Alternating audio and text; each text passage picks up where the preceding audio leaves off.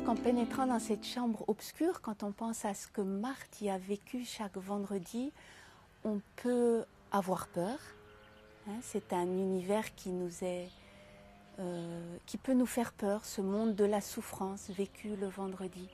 Je pense qu'une des clés qui nous aide à rentrer dans ce mystère, c'est de comprendre que ce mystère de la passion de Jésus à laquelle Marthe était unie est d'abord un mystère d'amour.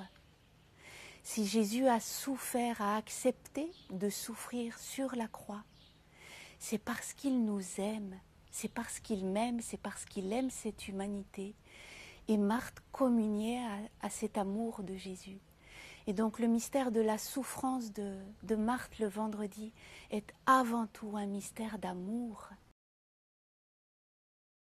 Marthe était la première à se mettre à notre portée. Enfin, quand une personne venait voir Marthe, le premier souci de Marthe, c'était de se mettre à la portée de la personne, c'était de rejoindre la personne qui venait d'entrer dans sa chambre. Et donc, c'est valable encore pour chacun de nous aujourd'hui.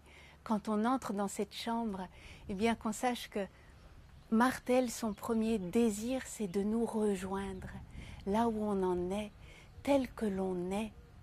Peu importe qui que nous soyons, qu'on vienne de loin, qu'on soit blanc, jaune ou qu'on soit venu en traînant les pieds ou non.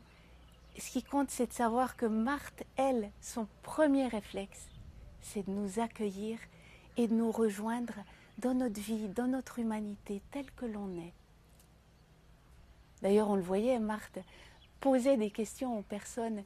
C'était pas par curiosité, c'était pour se rendre proche d'elle, c'était pour... quand on aime une personne, on souhaite la connaître un peu plus. Voilà.